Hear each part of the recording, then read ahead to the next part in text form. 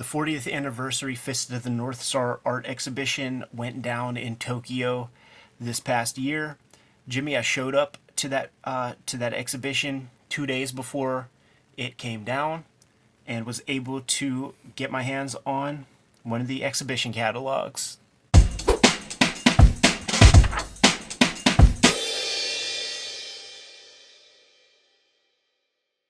Welcome to Cartoonist Kayfabe. My name is Ed Piskor. I'm Jim Rugg.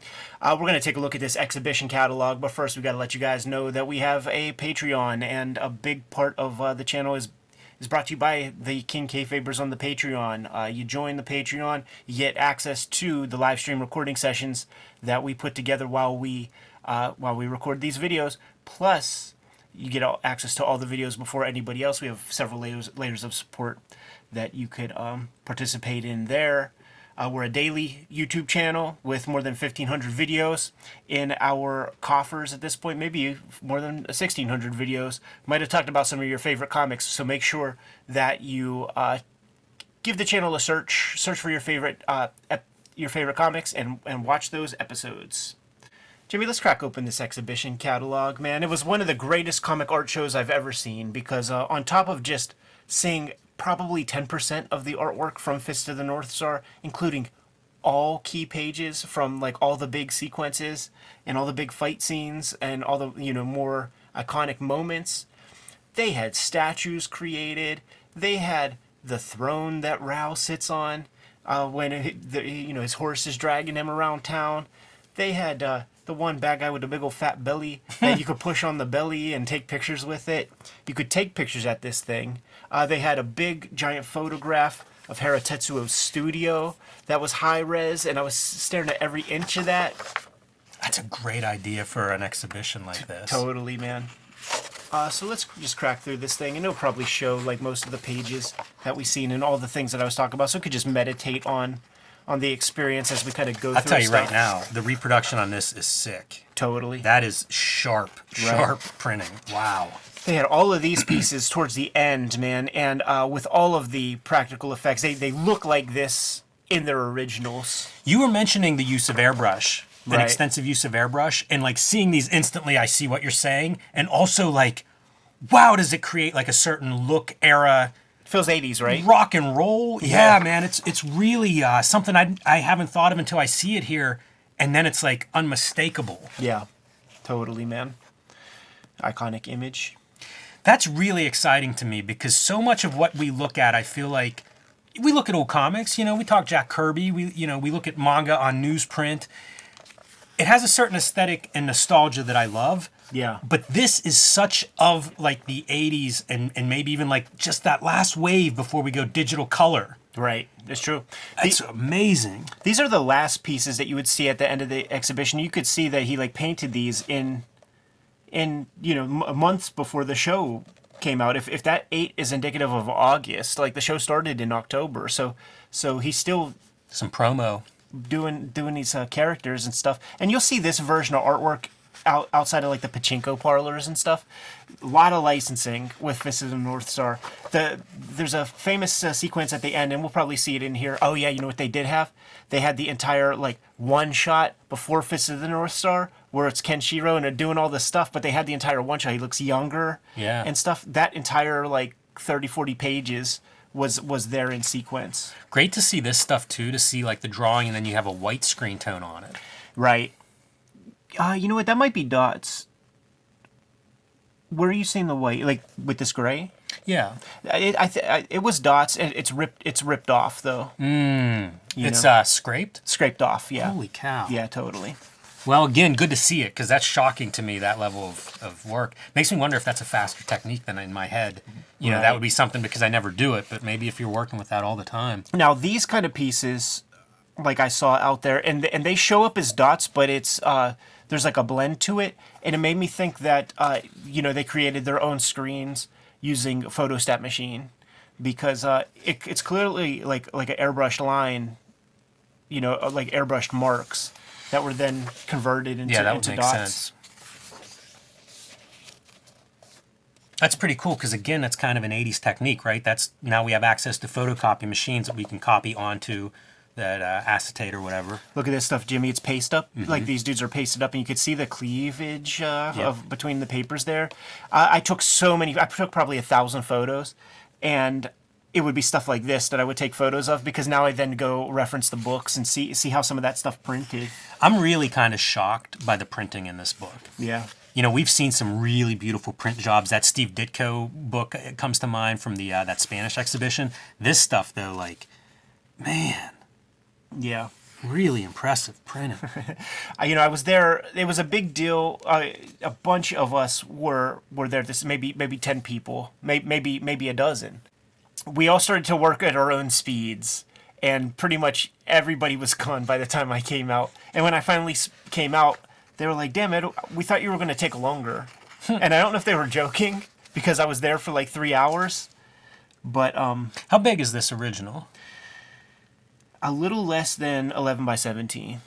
Still pretty big. I feel like this stuff is drawn proportionally to comic size, but it's not the 10 by 15 image area. Love the shading on that face. Yeah. Really beautiful. Love that nose shading. He'll do a lot of paste-ups on faces and things.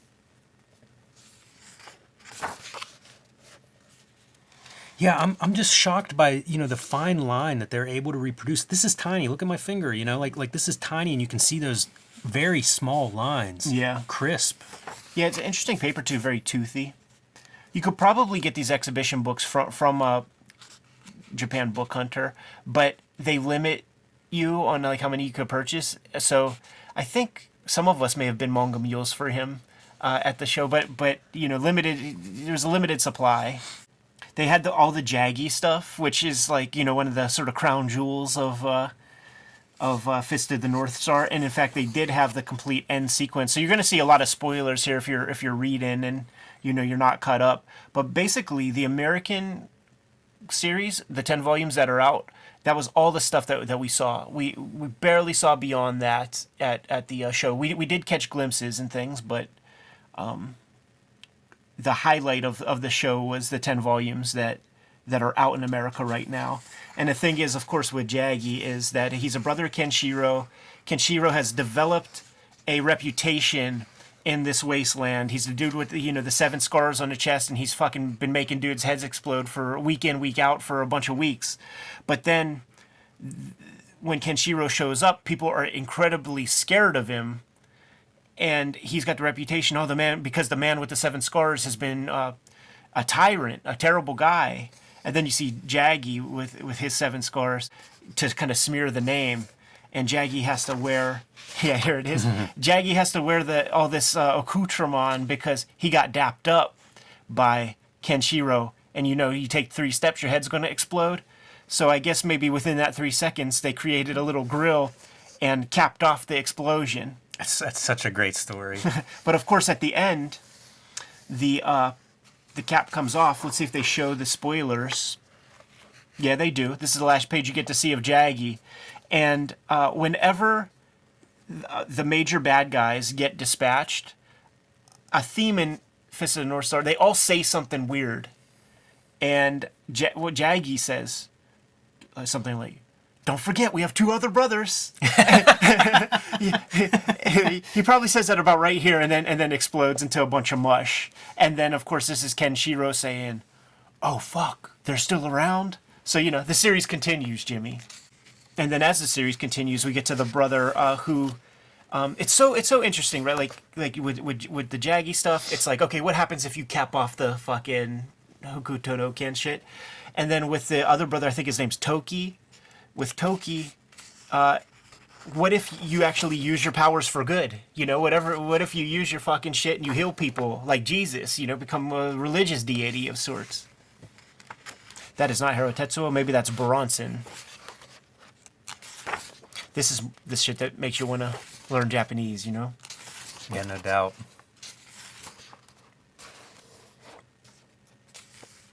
It's like how the pages have yellowed, too. It's really nice. Totally. You just imagine these guys are drawing and smoking. Here's the big old fat boy who had that statue up. I think he's that dude that, like, if he bleeds, he goes aggro. Daps him up in the tummy. And they had, like, one of those, like, memory foam tummies that That's you can like awesome. push into and stuff. I like to imagine like the little kid that would show up and like kick it. This video is brought to you by the books that we make. New from Ed Piskor, X-Men Grand Design, collecting all 3 volumes of the X-Men Grand Design series in one convenient volume.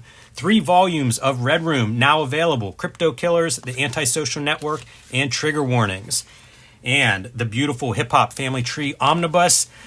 Going quickly, so pick this one up while you can. All 4 volumes of Hip Hop Family Tree in one beautiful hardcover, along with about 150 extra pages, notes, artwork, everything you could possibly want in the Hip Hop Family Tree. The latest offering from me, Street Angel, Princess of Poverty, goes with Street Angel, Deadliest Girl Alive. Both books completely self-contained, but together they collect all of the Street Angel comics that I have made so far from Image Comics, which means you can get them wherever you get books or comics. My self-published offerings, True Crime Funnies, the 1988 zine, and the BW zine are all available on jimrugg.com or patreon.com/jimrugg. And Hulk Grand Design, my contribution to the Grand Design mythos, out of print at the distribution level. So pick this one up if you come across it before they are all gone. And now back to our video. It's cool too, like we were talking about original art, manga art, and you see bits of it here and there, like maybe for sale. And it's wild to think like this is the same as some of the stuff, like a new person that can't afford assistance, or maybe is an assistant somewhere else and drawing his manga at night or whatever.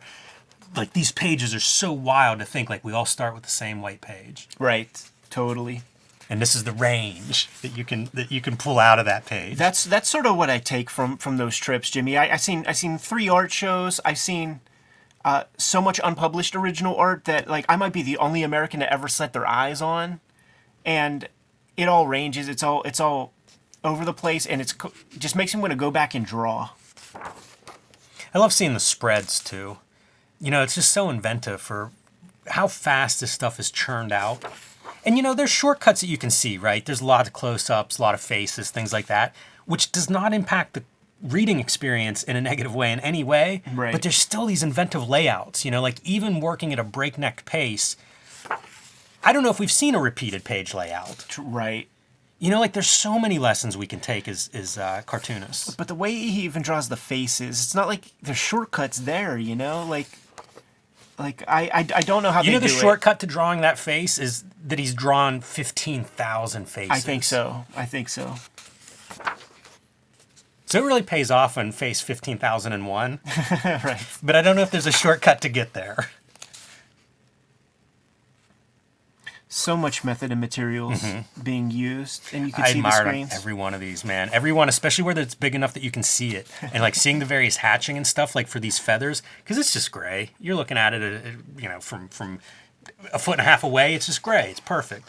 But you look close and you can see it's cross-hatched, where it's like kind of a background detail. Right. And so like this chick, she's like pretty much running a town and kind of keeping everybody safe, and she's the badass of this town. And she's like, to Kenshiro and the green hair dude, she's like, no, I'm just like you guys, man. I'm a tough guy. Like I'm not a woman any longer. Don't look at me as a woman. And then he's like, oh yeah, and then daps up all her clothes, and he's like, well, if you're not a woman, why are you being so modest right now? And then they go off on like some sort of adventure. Don't that look like Boy George? Still, the rendering's so beautiful on the faces. Yeah. Yeah, there are those guys like Haratetsuo, Ryoichi Ikegami, like beautiful people is a specialty of theirs. Yeah, and again, it's one of those things when you think of the breakneck pace, it's just shocking to me that you have time to like make beautiful people out of these faces and also put a wide range of expressions on them. Yeah, man. And they still look beautiful. They still read clearly. Tetsuo will bring Hollywood influences into his work, and then I see that I'm like, it's maybe Swayze or somebody like. Oh, do you I love it. Yeah, I love it. A little Roadhouse-ness, because Rao, like Kenshiro, eventually becomes Cobra from like the Sylvester Stallone Cobra. Like he's got the shades, and you could find the movie posters that that imagery is taken from.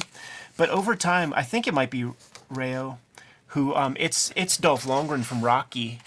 Not, makes sense. This ain't the look, but you will see the Dolph Lundgren character show up For sure. I actually don't know if any of those pages were at the show. So I think we're getting close to the end of the Rayo story. So spoilers there. But this is licensed everywhere, and I think Fist of the North Star makes a ton of money in pachinko parlors. Do you see airbrush here next to washes? Yeah. Wow. Yeah, absolutely. Pretty Yeah, wild, man. yeah, I you're love that. I don't know why it never occurred to me how much the airbrush was in here until you said that. And he's even doing like the washes with the process red color also. So with ink and the process red. But that's great to see the originals with the red on. I think that looks really, really awesome. And it looks just the way it does in print now. This is 100%. That's Hara Tetsuo. Smooth. NHK recently did a documentary celebrating the 40th anniversary of Fist of the North Star. It's translated, like there's subtitles, so you can check it out, and I recommend everybody do. I sent it to Jeff when I was out there, and we talked about it for hours when he came through some of his desk and stuff. He had so many little anatomical little studies and 3D things to pull from. You could see it all in that documentary. Surprises me a little bit that they don't have some English translation of these interviews. I wonder if they're out there somewhere. Right. Because, I mean, that's a huge audience. There's a giant English-speaking audience for this. For that Genga book that we looked through, the Otomo stuff, there is like a little fold-out, like a tipped-in English translation that I do not have, but people have sent it to me as a PDF. They made a PDF of it. That's what I was guessing too. Is there's probably the fan translation, if nothing else, for stuff like this. Right.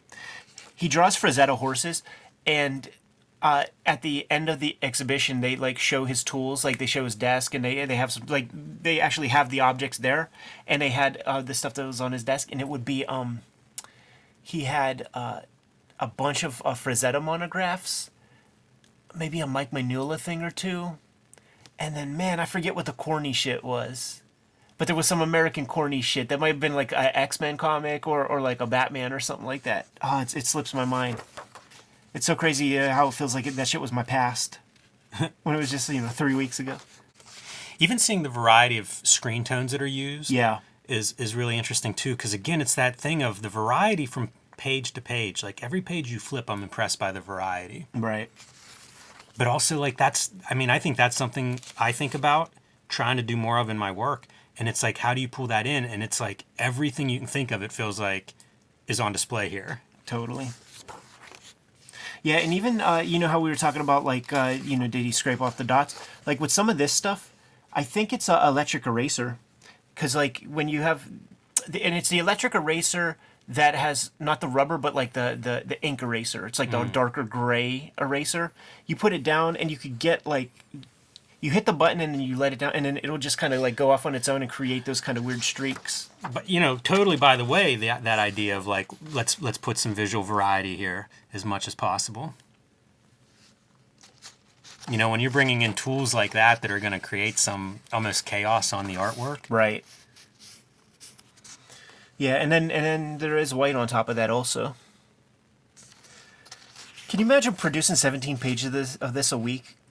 I cannot. For like 5 years. And then, by the way, there's a Hara Tetsuo section at the Mandarakes and stuff. Fist of the North Star is almost none of it. He's done several series that are way more volumes than Fist of the North Star. What'd you see? Well, that he has several series of this size, like, I'm surprised they're not all here. Totally. Or some of them. Yeah, some of them are like, it's based on like Chinese history and might be considered too esoteric. But stuff like Cyber 7, I think you got a tankobon of that. Some Kayfabe sent stuff to us. It's only 7 tankobon. Like, bring that one, dude. It looks like Terminator. With, it's big. It's Fist of the North Star with guns. Sign us up. And dude, this is like the post-Rayo stuff, I think, man. So it's like, I don't know about these comics. It's just amazing. So macho. Yeah, yeah, it's pure testosterone fucking comics.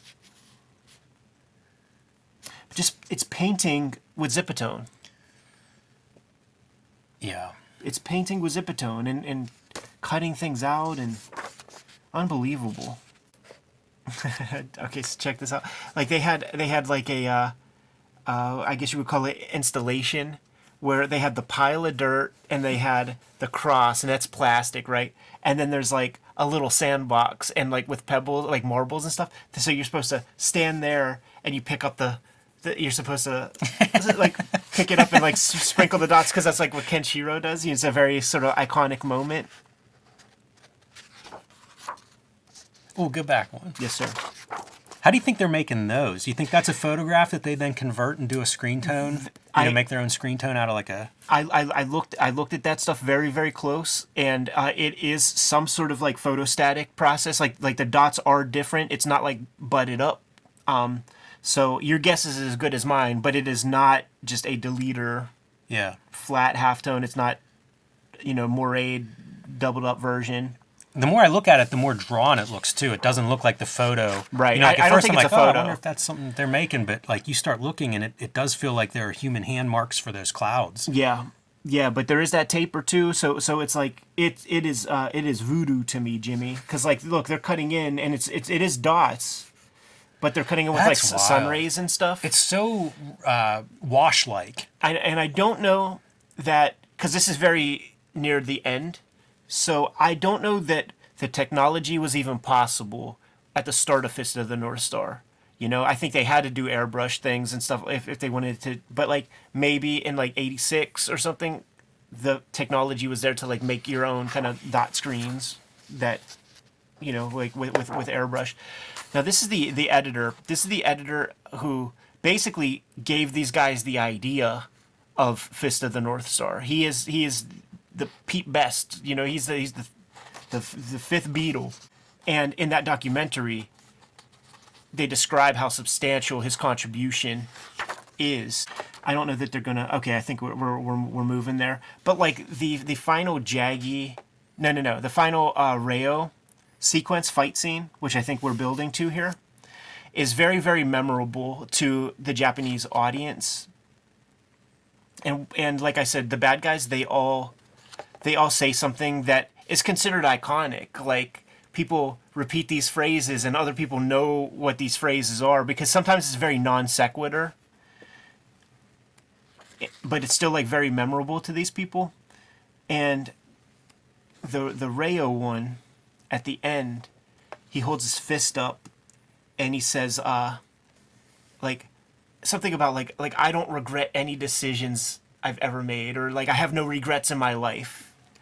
And with that exact image, with the fist up and everything, there are these TV dinners, these like Fist of the Northstar TV dinners, and they got Reo out there, and the food looks like diarrhea. The food looks like after your head explodes and you release your bowels, like it's collected in a bowl. It's just the most disgusting meatloaf looking thing, and it's the image of him, and the comic, and he's saying like, I have no regrets in my life. And you're gonna have one in about an hour. I think so. Stardust Space Wizard. Yeah, dude.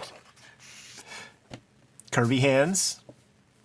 He looked at American stuff, and I think one of the things I really like about Haratetsuo is that he draws with that it's like fashion model pose, like proportions. Yeah. Super tiny upper body, super long legs, and I think these backgrounds. Yeah, and I think that guys like Art Adams really gravitated toward that whenever they got their first kind of inklings and inspirations from manga. I love this kind of stuff for shading on I guess faces in particular, but it's not shading in any, like, no light makes that. Right. It's almost like shading is more of an expressive drawing. Sure. And it gives you that depth. He totally understands the exact planes of the face, and it all kind of feels right. Ben Mara does that sometimes, a version of that. It's his own stuff, but it's that kind of thing where it's like, this isn't actually like a light thing. This is much more of some sort of other, some kind of expression. So I don't know if you could quite tell, and this might not be the piece, but I saw pieces where they when they tried to create the motion blur, and it might even be these, where it is the exact same image. I think these are different, and it's just paste ups of the same guy. So Haratetsu must have had a Xerox machine and could just run off these doubles to create the speed blurs. That's one of the things I like in Fist of the North Star is the different ways that they show motion. He does motion. Yeah. It's kind of the same as I was saying about page layouts, where it's like really approaching it different from fight to fight, from panel to panel. Dude, this big last fight is epic, and it is in volume 10 of the Fist of the North Star Viz translations. So, you know, go grab that series. I'm so close. I'm so stoked that they got like either 6 or 8 more volumes to do, dude, and we get all of Fist of the North Star. The bros at the last minute kind of making peace. And there's all the other brothers. Yeah, it's this, you know, like I regret nothing, blah blah blah, and I think it might be like a turkey leg or like a chicken leg or something. but it's so this is about as iconic an image as you can get in Japan, right? And it's on these TV dinners. It's just very funny. That's hilarious. You know what? Flipping through this makes me realize somebody has all of these pages scanned at high res in 4-color. Yeah, you're right. Scott, get on the phone. Yeah, dude. Got an idea for an artist edition. Yes, man. Good. That'd be so fantastic. Yeah, because as you flip through this, that's the other thing that goes through my head is like, who puts this collection together? You know, like how do you decide which pages get featured, get a full page, and which pages you don't even put on, you know, include? Yeah, I think it's hands-on, dude. Like this is such. Oh, you know what? It was even described to me by some people within the industry out there that like, I think it was Juan Albaran. There isn't one decision that you're not a part of on any That's aspect of the comic when it comes to like licensing stuff or anything. Like before it even goes to print, like in the magazine, you have to sign off on it. I see so much Mark Texiera in the lighting and the way these legs are built. Makes me wonder if he's a big fan. Yeah. Yeah. Like you wonder about the timelines and stuff. You know, like when does that stuff align? Because also, and I do think that you see it in a piece like this. Texiera is a crusty bunker. There is no doubt that Haratetsuo pulled from Neil Adams with a lot of stuff in his career. You know, the application of brush and pen is like one of those pieces. He draws some great leather. This is that one. Yeah, I was looking at that on the previous page. Oh, too. so I'm so glad they have this. So at the very, very end of the exhibit, they have these boards. It's a custom. It's called a shikishi board. And like at any comic shop that you go to there or bars, if a famous person comes to a restaurant, the restaurants just have these shikishis ready to go, and it is okay to like ask people to like sign this stuff. And of course, artists are going to draw. So at the end of the exhibition, they have the shikishis drawn by like all like the famous Jump cartoonists and stuff. Yeah. Doing their version of Fist of the North Star guy. So I'm so glad they included this. So it would be like the Detective Conan guy. This is that one comic that I always talk about. It'll never come to the States, but there's at least 200 volumes of it. It was consistent from like Shonen Jump issue 1 until like 1995 or year 2000 or something. This thing was going on. There's Akira Toriyama drew some stuff. The City Hunter guy drew some stuff. That's familiar. Yeah, so many of these look familiar. Well, some of these look familiar. Makes me wonder, like, who everyone is. Yeah. That's a nice extra. That's a nice inclusion. This is the Toriyama joint. Looks like some digital color on it. Yeah, it is. I think it's probably Baki the Grappler artist did that one. That one almost looks like a Ben Mara piece. I wonder who this is. I follow a guy that has a palette like this on Instagram. I can't think of his name. I think he's European, though. Oh, this is the cartoonist who does Hunter x Hunter. There you go. Yeah, so there it is. Heck of an exhibition. Maybe one of the greatest comic exhibitions I've ever seen. So cool that the original art part of the process in a mangaka's career doesn't ever require them to sell pages, so the guy just has those 3,000 pages on deck. I do think it's a hands-on thing. Certainly I've seen with like Otomo and several other cartoonists where like they go in and they are part of the decision-making process of everything that has to do with their exhibits. I bet Tetsuo probably had some piece to do with that too. no idea what this is. Oh, I know what this is. So you hold onto your ticket when you go to the exhibit, and then if you hold onto your ticket through the whole exhibit and you don't lose it, and you show them that you had the ticket, you get some kind of gift thing. So I never opened it. Let's see what we got here. What are people doing with those tickets in the middle of the exhibition? Throwing them on the floor? Leave it to Eddie P to lose the ticket, dude. Trust me, man.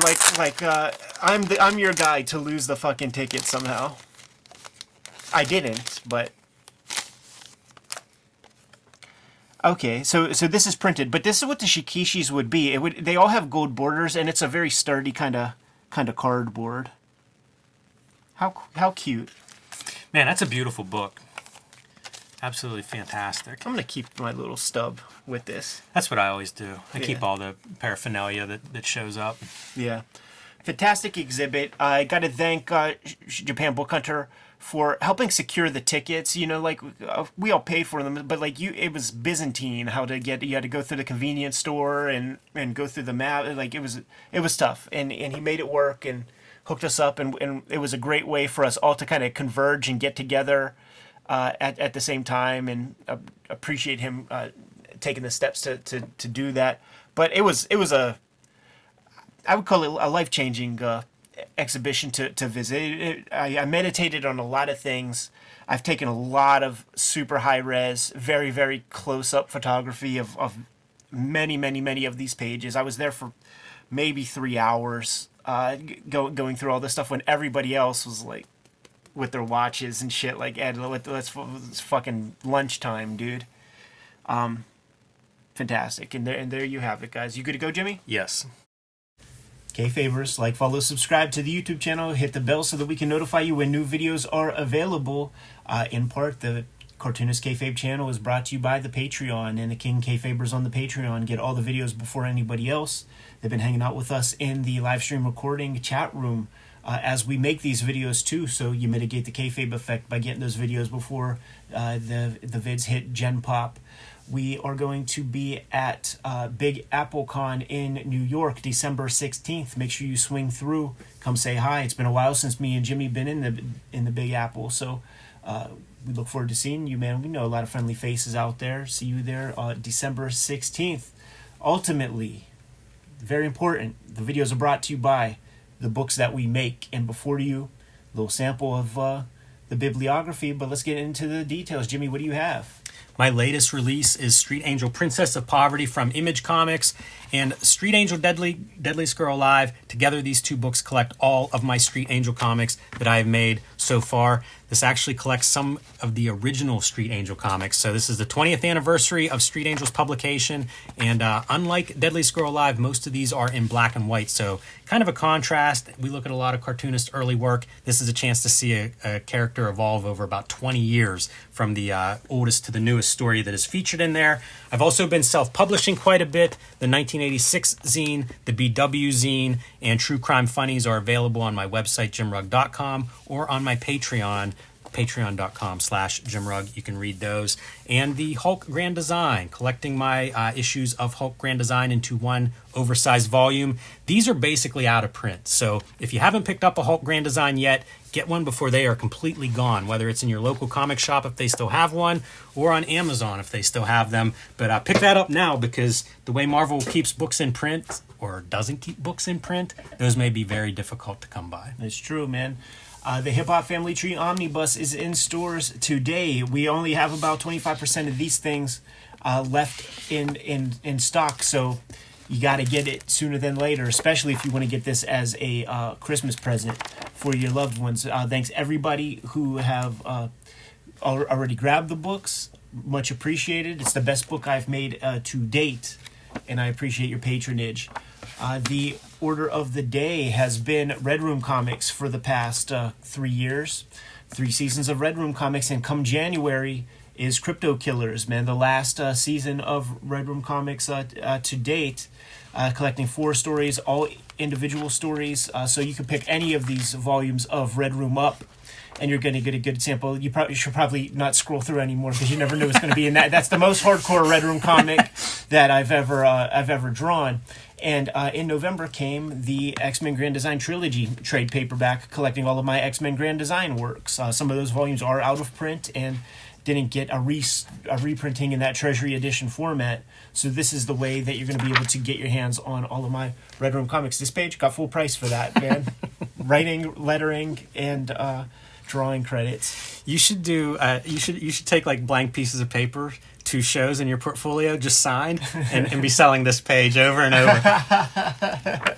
The books are the most important way to support the Cartoonist Kayfabe channel. We are working, functioning cartoonists, and our book sales are what ultimately pay the bills.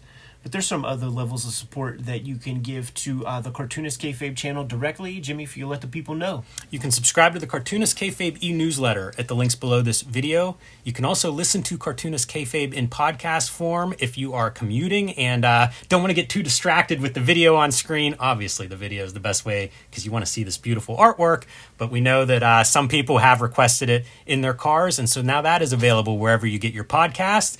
You can also pick up Cartoonist Kayfabe t-shirts, merchandise, hats, mugs, stickers, and more at our spread shop. That link is under this video.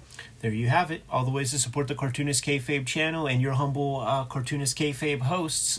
Without further ado, Jimmy, can you please give the people the marching orders so that we can be on our way? Read more comics.